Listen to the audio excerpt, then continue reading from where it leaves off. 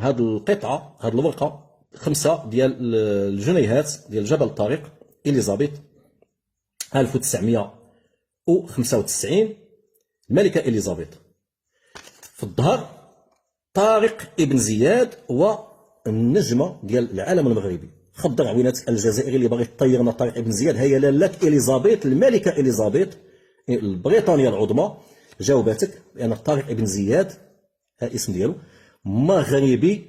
وها القلعه ديال الموريش كاستل، يعني المغاربه حنا اللي بنيناها، القلعه المارينيه اللي مازال الى يومنا هذا وكتبان من البحر، وهي من الشعارات، شعار ديال جبل الطارق. ها هي في الشعار ديال فلومبليم ديال جبل الطارق، حنا المغاربه.